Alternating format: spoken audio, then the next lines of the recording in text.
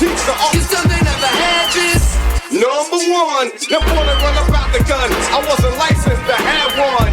The minute they see me, fear me. I'm the epitome of public enemy. Use, abuse without clues. I refuse to blow fuse. They even had it on the news. Don't believe the hype. Don't believe the hype. Don't believe the hype. Back when I wrote y'all, yes. Hey guys, Lieutenant Governor Robinson and your Republican nominee for governor as well, of course. Well, guys, the news media is at it again. My opponent is at it again.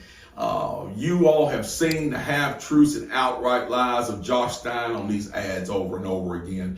And now a story leaked by him to CNN is appearing now. Let me reassure you, the things that you will see in that story, those are not the words of Mark Robinson. You know my words, you know my character, and you know that I have been completely transparent in this race and before.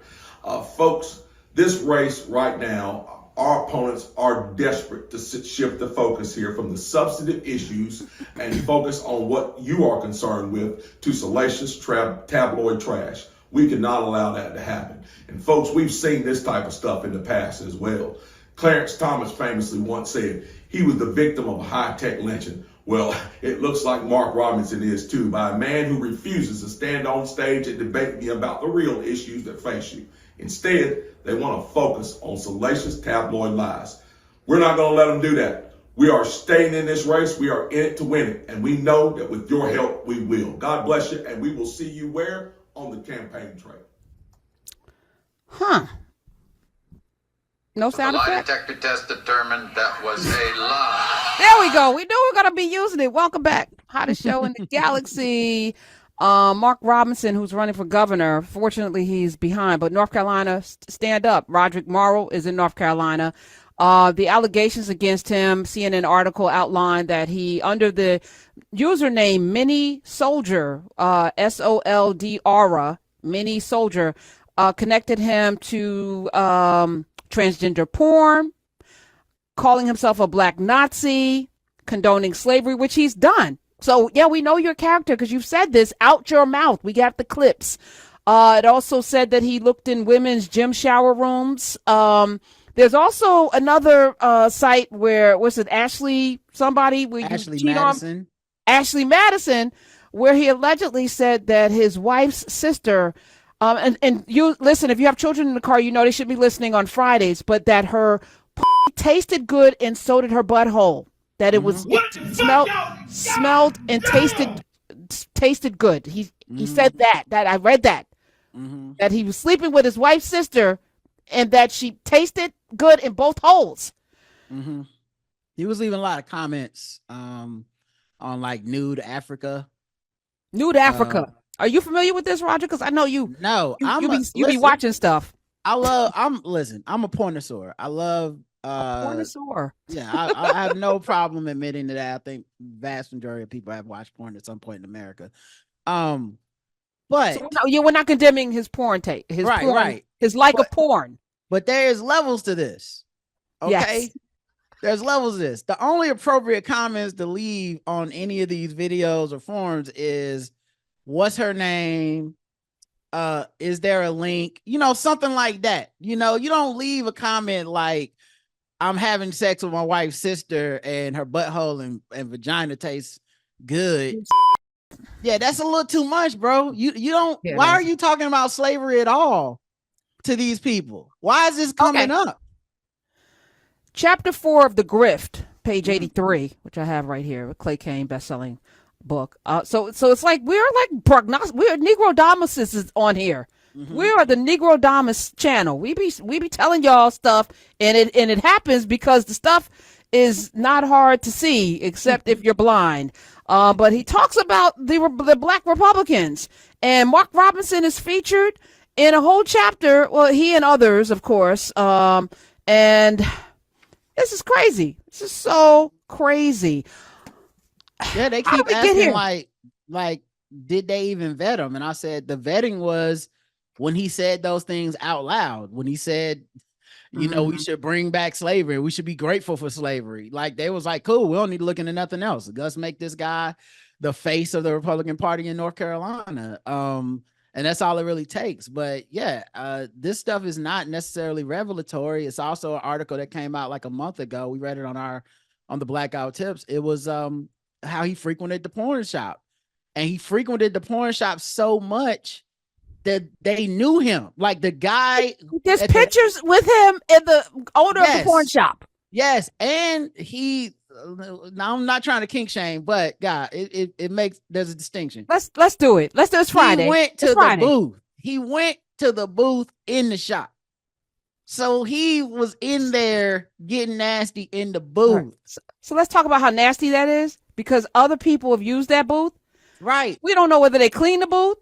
We don't Right. know. The booth is dark. You don't know what's on the seats. And the Honestly, man's at this point, Karen, I'm thinking he was like Norm from Cheers. You know, he comes, hey, Mark, hey, you want your favorite? You want your everybody booth? knows his name. He Yes. probably he already got the key. Like they don't give him a key like to rent it out or whatever. They be like, just go to number 4. That's that is just how you like it up in there. Go ahead and do your thing. And so and he called this man a liar, and the man's like, here's our picture together. Here, Oh my God. And I blame Trump, because once you let the person at the top of the ticket be a blatant, unserious person and a liar, you're empowering these other people to go, why not Okay. me?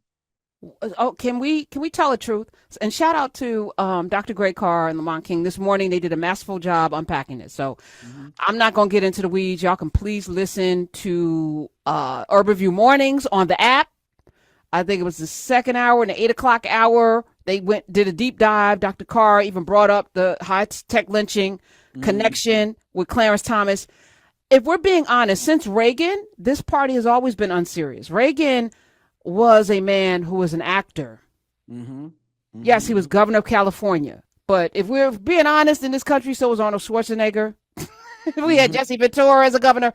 I would say, I'm not going to say that governors aren't important. I'm just going to say this country has a propensity to elect people who may not be serious people in positions. But the Republicans have a history. And we know in that second term, he was dementia, he had some form of dementia. Yep. They knew it in the world. Well, we knew it. And so I just feel like this is the Republican thing. If you think about the man in the bathroom tapping on, in the gate, and the gay thing, you got Lindsey Graham, you got people that glitch, Mitch McConnell, they're the part. You got Marjorie Taylor Greene and Lauren Boebert.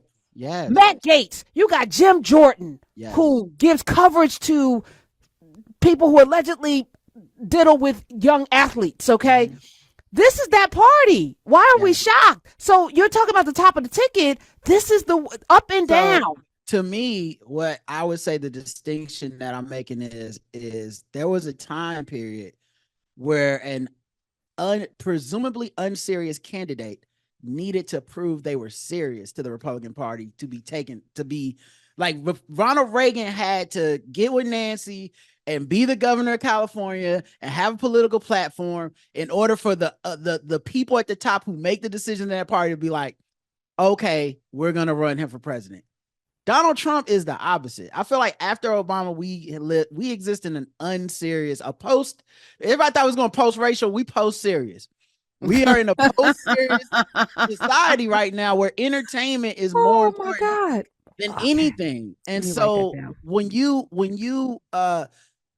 make entertainment the height of like what we covet, you end up with Trump, a reality star who had no credentials politically at all, who never had to convince the party that he was a serious candidate. He just needed to convince them that he could get the most votes from a bunch of people who don't vote.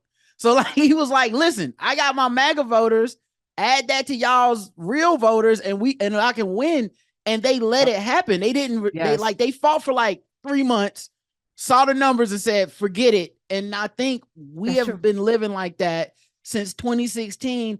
And this is the height of that, because when it was Trump, it was just Trump. Everyone down ballot, it wasn't as crazy as Marjorie Taylor Greene and Lauren Boebert and how bad it's gotten now, where we're looking around like, what's my man? He not even George Santos. where we're looking down ballot and we're like, this is not a serious candidate, and something activated that person. They were sitting on their couch and they went, why the hell not me? Why not? Why not? If you can just lie, right? If Right. if I can just lie, I don't even need to prove anything. When you ask me a question, I can look you dead in your face, know you have evidence, and be like, my opponent is lying on me. I wasn't in racial chat rooms showing feet. Yes, you were, and we have the evidence. But it's not a serious society anymore. Our media is not serious. They're not rigorous enough. Like this is so. I'm gonna take it back because again, they and Joe Biden was on this committee.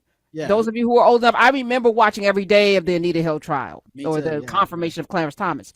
When the pubic hair on the Coke can and the long dong silver comment, I said, there's no way he's gonna be confirmed. Because that's specific.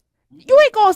Anita Hill's a serious person. She is not going to come testify before the U.S. Senate in a confirmation hearing and say this man said there's a pubic hair on my Coke can. He said that. Yes. And y'all were like, well, let me tell you what the difference was with that. The difference in that scenario, Clarence Thomas had to convince that committee, I'm a serious person. I wouldn't do something like that.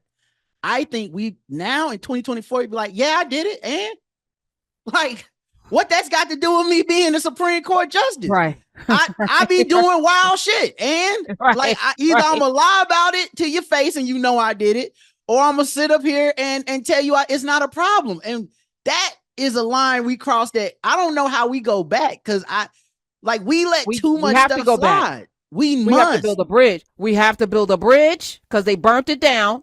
Yeah. And we got to go back. But the problem with going back, and mostly if you study history, you'll have like the era of Caligula followed by this, the Renaissance, you got to wear your shirts up to your neck, and the women have to be wearing chastity belts. So you go from Caligula to chastity belts, and then it settles into like normalcy. Right. The problem I'm fearing is that the pendulum's going to swing all the way to the point where we're going to be Handmaid's Tale on the other side, for real. No, you're laughing. Like we were all like, we're hitting it.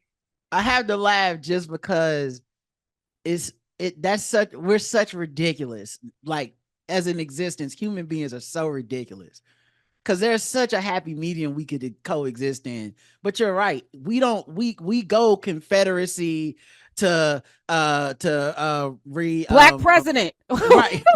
I mean, to Reconstruction. Right? We went Confederacy. We had slavery, and then we had so many Black people in Congress, right out of Reconstruction. And then we went from that to the Klan lynching people. And we don't know that's how we are as a moderation. People. You're right. But man, it is an interesting time, because I really feel like we're paying a price for letting Donald Trump win. It wasn't just letting him win that was the price.